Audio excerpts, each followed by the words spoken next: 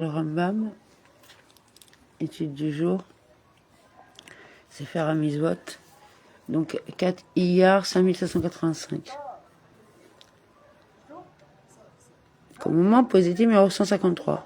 Donc c'est encore une répétition. Il s'agit des commandements que le Saint béni soit-il nous a ordonnés à propos du compte des mois et des années. C'est le commandement de la sanctification du mois. Tiré du verset suivant, ce mois-ci est pour vous le commencement des mois. Nos maîtres expliquent ainsi ce verset. Le témoignage sera votre apanage. Cela signifie que ce commandement n'est pas confié à tout à chacun, comme c'est en revanche le cas du Shabbat qui commémore la création et pour l'accomplissement duquel chacun est tenu de compter 6 jours et de cesser tout travail le 7e jour. Il n'est pas du ressort de chacun, apercevant la nouvelle lune, de décider que ce jour est le premier du mois ou de fixer le début du mois sur la base des calculs qu'on lui a enseignés ou en voyant que le printemps sera tardif ou sur la base d'autres considérations. D'ajouter un 13e mois intercalaire. Ce commandement ne peut jamais être exécuté par quiconque, sauf par le grand Sanhédrin exclusivement et seulement en Israël. C'est pourquoi, en raison de l'absence d'un grand Sanhédrin à l'heure actuelle, l'observation de la nouvelle lune n'est plus pratiquée de nos jours, de même que les sacrifices sont supprimés du fait que nous n'avons pas le temple. À ce sujet précisément, les sectes hérétiques nommées ici en Orient, karaïtes, se fourvoient. Même quelques rabbins n'ont pas réussi à saisir ce point fondamental et ont commencé à s'égarer dans l'obscurité la plus épaisse. Sache que ces calculs auxquels nous nous livrons de nos jours et grâce auxquels nous connaissons les dates des néoménies et des fêtes ne peuvent être effectués valablement qu'en Israël. Cependant, lors des périodes critiques et en l'absence des maîtres d'Israël, il est permis à un tribunal rabbinique ayant reçu l'ordination en Israël d'intercaler des mois et de déterminer les néoménies en dehors du pays d'Israël, ainsi que l'a fait Rabbi Akiba, de mémoire bénie, d'après ce que nous rapporte Talmud. Cette procédure, toutefois, pose de grands problèmes et l'on sait qu'il y eut presque toujours des maîtres en Israël et que ce furent eux qui déterminèrent les néoménies et les années intercalaires selon les méthodes adoptées par la tradition, lorsqu'ils étaient rassemblés. Nous sommes ici en présence d'un des plus grands fondements de notre foi, qui ne peut être connu et compris sans une profonde réflexion. Quand, à l'heure actuelle, nous raisonnons, au moyen de la table des années intercalaires qui se trouve en nos mains, en dehors d'Israël, et que nous déterminons que tel jour sera une néoménie et que tel autre une fête. Nous ne nous basons pas sur notre propre raisonnement, ce faisant.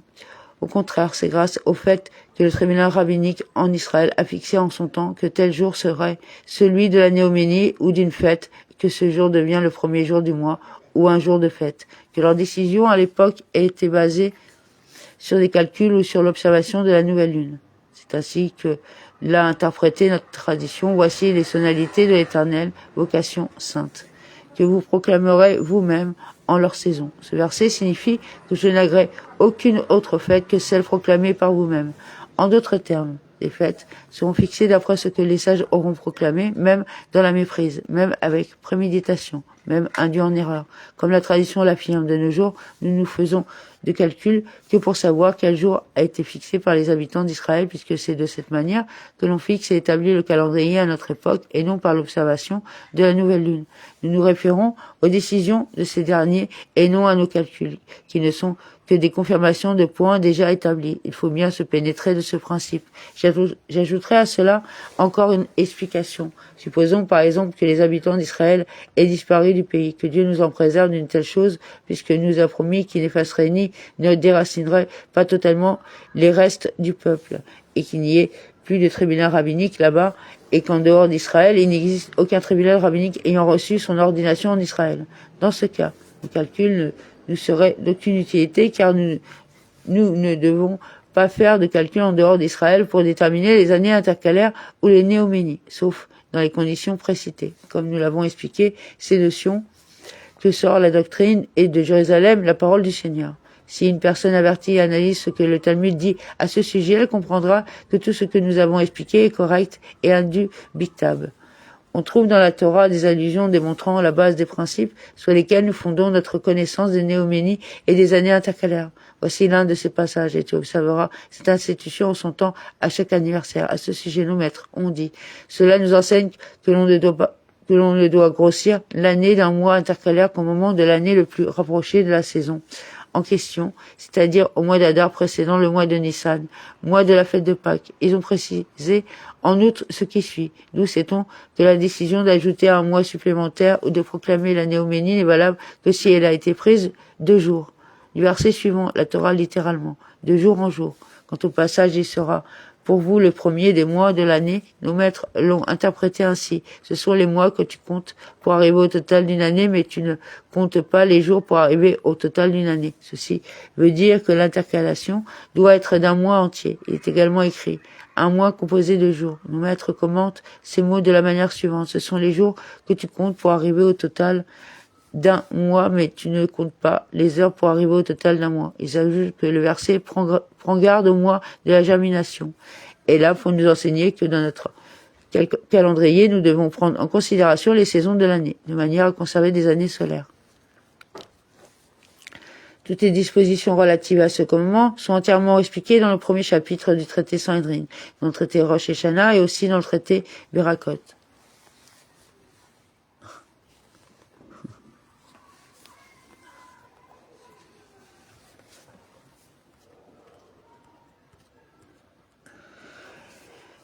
Alors 3, Prakim. 4, Elia 5785, Sefer Zemanim, loi relative à la sanctification du nouveau mois, chapitre 9. 1. L'année solaire. Certains sages d'Israël disent qu'elle compte 365 jours et un quart de jour, c'est-à-dire 6 heures, et certains disent 365 jours et moins d'un quart de jour. Et de même, il y a des divergences d'opinion entre les sages de Grèce et de Perse à ce sujet. 2. Selon l'opinion qui dit que l'année compte 365 jours et un quart de jour, il restera 1 heure et 485 unités à la fois de chaque cycle, de 19 années composées du mois lunaire, comme nous l'avons expliqué. Il y aura entre chaque Tekoufa 9 un jour et 7 heures et demie. Et dès lors que tu connais la date et l'heure du début du Tekoufa, tu peux déterminer le début de la Tekoufa suivante. Tu peux alors déterminer le début de la Tekoufa qui lui fait suite et continuer ainsi.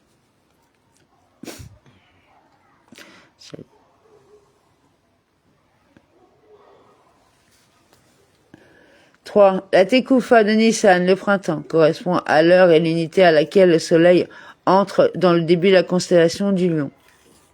La Tekoufa de Tammuz, l'été, a lieu lorsque le soleil est situé au début de la constellation du Cancer. La Tekoufa de Tishri, l'automne, a lieu lorsque le soleil entre au début de la constellation de la Balance. La Tekoufa de Tevet, l'hiver, a lieu lorsque le soleil est situé au début de la constellation du Capricorne. Selon ce calcul, la Tekoufa de Nissan a eu lieu la première année de la création, 7 jours, 9 heures et 642 unités, avant le molad du mois de Nissan. Leur signe est 7, 9 et 642.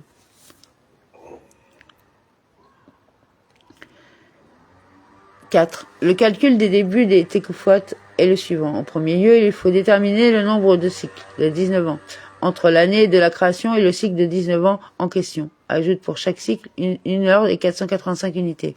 Regroupe toutes les unités en heures, toutes les heures en jours, et soustrait du total 7 jours, 9 heures et 642 unités. Ajoute le reste au molad de Nissan de la première année du cycle de 19 ans. Tu obtiens ainsi l'heure et la date de la Tekoufa de Nissan de cette première année du cycle de 19 ans. À partir de là, tu peux déterminer le début des Tekoufot suivants en ajoutant 9 un jour et 7 heures et demie pour chaque Tekoufa. Et si tu veux connaître la Tekoufa de Nissan d'une année particulière dans un cycle donné, ajoute 1 heure et 485 unités pour chaque cycle. Et pour chaque année complète passée dans ce cycle, ajoute 10 jours, 21 heures et 204 unités et additionne le tout. Puis soustrait 7 jours, 9 heures et 642 unités de cette somme et divise le reste en mois lunaire de 29 jours, 12 heures et 793 unités. Et ce qui reste et qui est inférieur à un mois lunaire, ajoute-le au molad de Nissan de cette année. Ainsi, tu sauras la date et l'heure de la Tekoufa de Nissan de cette année. Selon ce compte, la Tekoufa de Nissan tombe toujours au début de la nuit, au milieu de la nuit, au début de la journée ou à la mi-journée. Et la Tekoufa de Tammuz tombe toujours à la 7e heure et demie ou à la 1e heure et demie le jour ou la nuit. La Tekoufa de Tishri tombe toujours à la 9e heure ou à la 3e heure le jour ou la nuit. Et la Tekoufa de Tevet ne tombe qu'à la 10e heure et demie ou à la 4e heure et demie le jour ou la nuit. Et si tu désires savoir le jour de la semaine et l'heure de la Tekoufa, compte le nombre d'années complètes passées depuis l'année de la création jusqu'à l'année donnée. Et divise tout par 28. Ajoute 1 jour et 6 heures pour chaque année restante. Fais le total et ajoute 3 jours. Puis divise le tout par 7. Et ce qui reste comme jour et comme heure commence à compter à partir de la nuit de dimanche. Et ce que tu obtiens correspond au jour et à l'heure de la Tekoufa de Nissan. Pourquoi ajoute-t-on 3 jours? Parce que la première Tekoufa de l'année de la création a eu lieu au début de la nuit du 4e jour.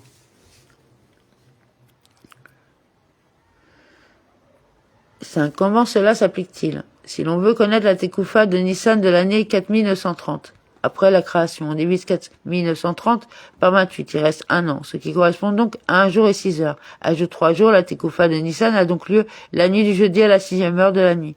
Et en ajoutant 7 heures et demie, tu obtiens que la Tekoufa de Tammuz a lieu à la 1e heure et demie de la journée du jeudi. Et en ajoutant 7 heures et demie, tu obtiens que la Tekoufa de Tishri a lieu à la 9e heure le jeudi. Et en ajoutant 7 heures et demie, tu obtiens que la Tekoufa de Tébet a lieu à la 4e heure et demie la nuit du vendredi. Et en ajoutant 7 heures et demie, tu obtiens que la Tekoufa de Nissan de l'année suivante a lieu au début de la journée du vendredi. Et de cette manière, il est possible de calculer le temps du début des Tekoufot pour toujours. 6. Si tu veux savoir quel jour du mois a lieu la Tekoufa de Nissan d'une année particulière, détermine en premier lieu quel jour de la semaine elle aura lieu la Tekoufa et quand quel jour de la semaine sera fixé Rosh Chodesh Nissan cette année-là et combien d'années complètes sont passées dans ce cycle. Ajoute 11 jours pour chaque année et 7 jours pour l'époque actuelle. L'année 4930. Divise le tout par 30 et commence à compter ce qui reste et qui est inférieur à 30 à partir de Rosh Chodesh Nissan. Si cela coïncide avec le jour de la Tekoufa, cela suffit. Et sinon, ajoute 1, 2 ou 3 jours à ce compte jusqu'à atteindre le jour de la Tekoufa.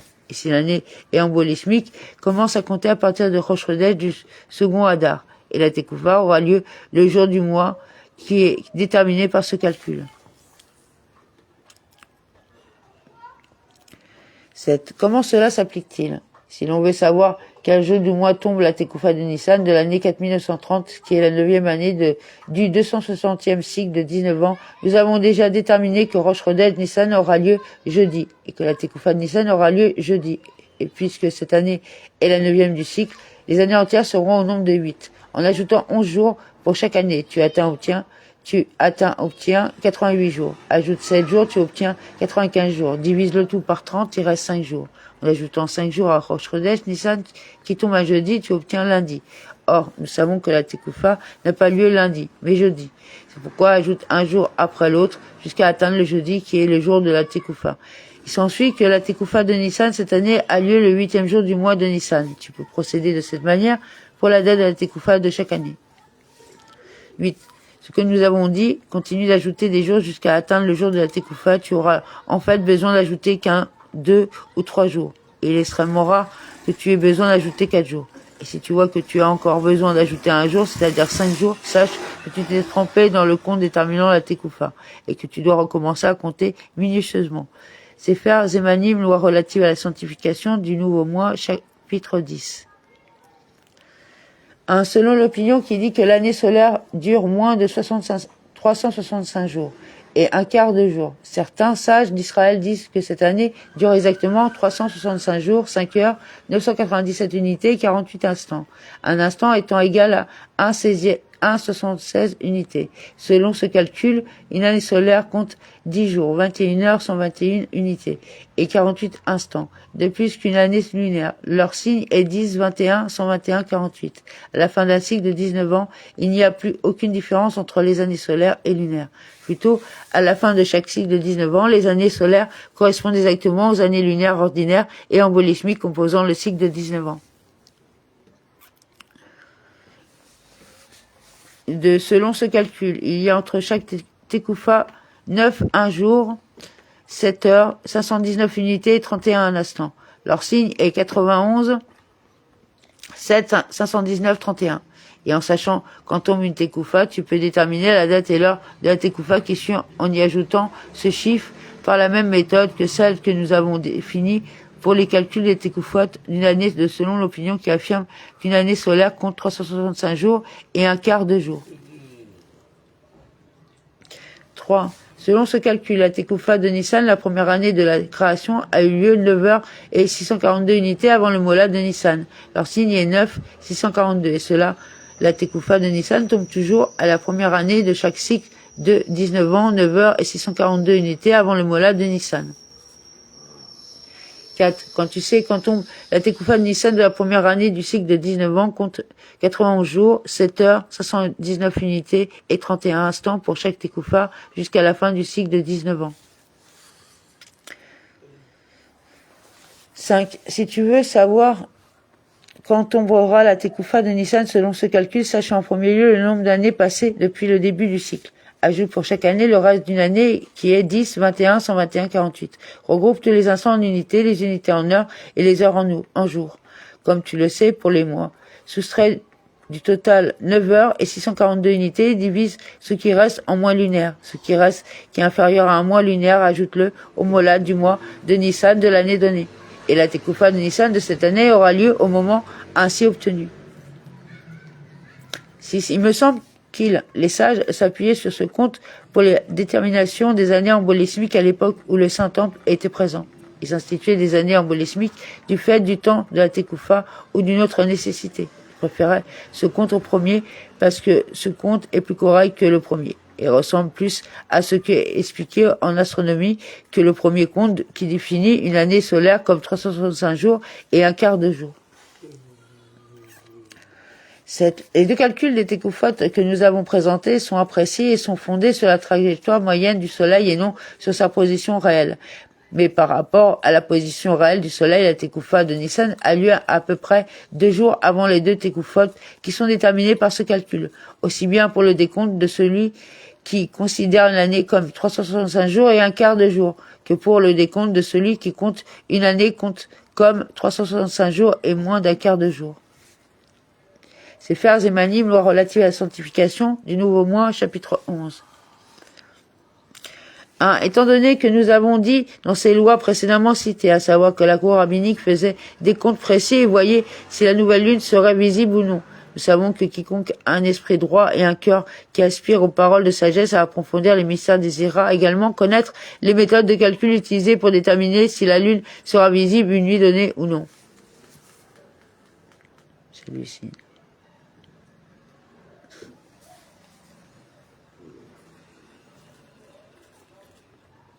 Il y a une grande divergence d'opinion parmi les sages des nations des précédentes générations ayant étudié les mathématiques et l'astronomie concernant les méthodes de calcul. De grands sages y ont trébuché, des concepts leur ont échappé, des doutes ont surgi dans leur esprit. Certains ont entrepris des calculs très pointilleux, mais n'ont pas été à même de trouver une méthode correcte pour déterminer quand la lune devient visible. Plutôt, ils se sont engloutis dans les eaux tumultueuses en ne sortant que des débris d'argile dans leurs mains. 3. Au fil des années, avec beaucoup de recherches et d'investigations, certains sages ont découvert la méthode de ce calcul. Nous avons aussi, concernant ce principe, des traditions des sages et des preuves qui ne se trouvent pas dans les livres connus de tous. Pour ces raisons, il me semble correct d'expliquer toutes les méthodes de calcul de sorte ce calcul soit prêt pour celui qui est motivé par son cœur à entreprendre l'œuvre et à l'exécuter.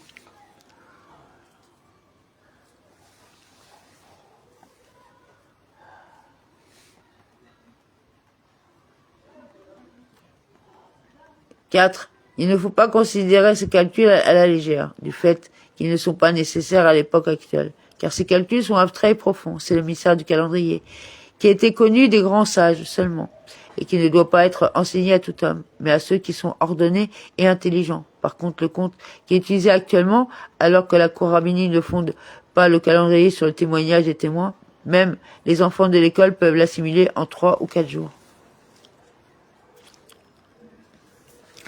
5. Un sage des nations ou d'Israël qui a étudié la sagesse grecque peut peut-être réfléchir sur les méthodes que j'utilise pour déterminer l'apparition de la lune et y voir une certaine imprécision. Il ne doit pas penser que nous avons omis ce point et que nous n'avons pas su que cela n'était qu'une approximation, plutôt la raison de chaque détail pour lequel nous n'avons pas été scrupuleux et que nous avons su sur la base de calculs mathématiques fondés que cela n'est pas nécessaire pour déterminer l'heure de l'apparition de la lune et qu'on ne le considère pas. C'est pourquoi nous ne l'avons pas pris en compte. 6. Et de même, s'il voit dans une des méthodes une certaine approximation par défaut, qui conduit à une légère inexactitude qui n'est pas appropriée pour cette méthode de calcul. Cela est voulu, car lui correspond dans un autre moyen, un autre calcul, une approximation par excès, de sorte que ces deux approximations se compensent et le résultat sera finalement correct par des approximations sans avoir besoin de longs calculs. Ainsi, l'homme qui n'est pas habitué à ces calculs ne sera pas gêné par de nombreux calculs qui ne sont pas nécessaires pour déterminer la date et l'heure de l'apparition de la Lune. Voici les principes de base que l'homme doit connaître au préalable pour tous les calculs astronomiques, aussi bien pour le calcul de la date et l'heure de l'apparition de la Lune que pour d'autres propos. La sphère céleste est divisée en 360 degrés et 12 constellations. Chaque constellation comprend 30 degrés, en commençant par la constellation du Bélier. Chaque degré est composé de 60 minutes, et chaque minute de 60 secondes, et chaque seconde de 60 tiers. Tu peux être pointilleux et diviser autant de fois que tu désires. 8. C'est pourquoi si tu trouves par le compte qu'une étoile particulière est située à 370 degrés, 30 minutes et 40 secondes, sache que cette étoile est située dans la constellation du Gémeaux, au milieu du 11e degré de cette constellation, car la constellation du Bélier comprend 30 degrés et la constellation du Taureau comprend 30 degrés. Il reste donc 11 degrés et demi de la constellation des Gémeaux et 40 secondes du degré suivant. 9. Et de même, si tu détermines sa position dans la sphère à 320 degrés, sache que cette étoile est située dans la constellation du Verseau, à 20 degrés. Et ainsi, pour tous les comptes, voici l'ordre des constellations. Bélier, Taureau, Gémeaux, Cancer, Lion, Vierge, Balance, Scorpion, Sagittaire, Capricorne, Verseau, Poisson.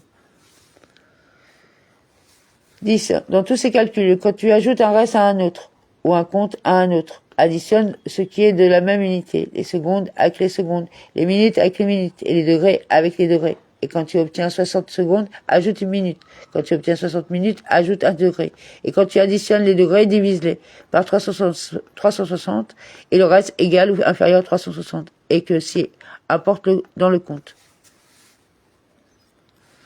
Dans tous ces calculs, quand tu veux soustraire un nombre d'un autre, si celui que l'on soustrait est supérieur à celui dont il est soustrait, même 10 minutes ajoute à ce dernier 360 degrés pour qu'il soit possible de soustraire ce nombre plus grand. 12.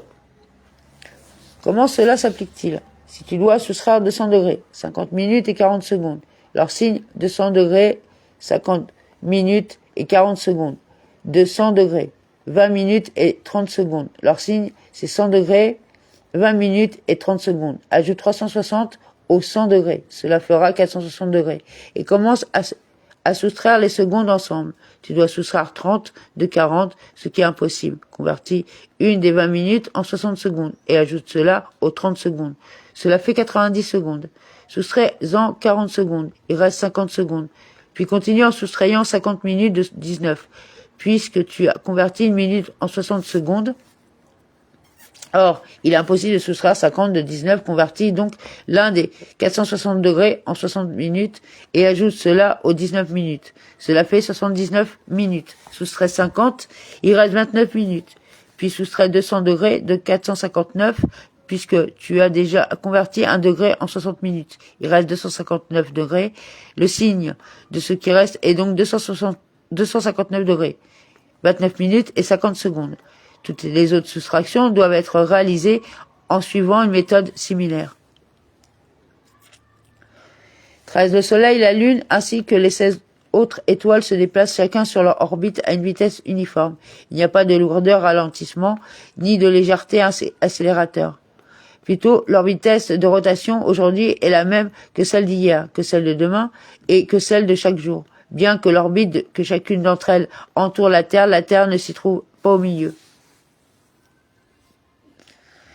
14. C'est pourquoi si tu détermines l'avancement de chacune de ces étoiles par rapport à la sphère qui entoure le monde et donc la Terre est le centre, c'est-à-dire la sphère des constellations, son avancement apparaîtra changer. Son avancement à un jour particulier dans la sphère des constellations, un jour particulier sera inférieur ou supérieur à son avancement la veille ou à son avancement le lendemain. 15. Cette vitesse uniforme d'une étoile, du Soleil ou de la Lune dans son orbite est appelée l'angle du mouvement moyen. Et sa trajectoire dans la sphère des constellations, qui est parfois supérieure et parfois inférieure, est l'angle du mouvement exact. Et c'est la position exacte du Soleil ou de la Lune par rapport à la Terre. 16. Nous avons déjà expliqué que ces calculs que nous exposons dans ces lois ont pour seul objectif de déterminer l'apparition de la nouvelle lune. C'est pourquoi nous avons posé comme référence à partir de laquelle on commence toujours ce compte. La nuit du jeudi de 3 Nissan de cette année, qui est la 17e année du 260e cycle, c'est-à-dire l'année 4938, depuis la création, qui est l'année 1489, relativement au contrat, et l'année 1109 depuis la destruction du second temple. C'est cette année qui sera prise comme référence concernant les calculs. 17. Et puisque l'apparition de la Lune ne porte à conséquence qu'en terre d'Israël, comme nous l'avons expliqué, nous avons fondé toutes les méthodes de calcul sur la ville de Jérusalem et les autres endroits qui l'entourent à une distance de 6 ou 7 jours de marche, où l'on peut souvent voir la Lune et témoigner à la cour rabbinique. Cet endroit est situé approximativement à 32 degrés au nord de l'équateur, entre 29 degrés et 35 degrés au nord. Et de même, en longitude, il est situé approximativement à 24 degrés à l'ouest du centre de la Terre peuplée l'Europe et l'Asie et s'étend entre 21 degrés et 27 degrés à l'ouest. Amen.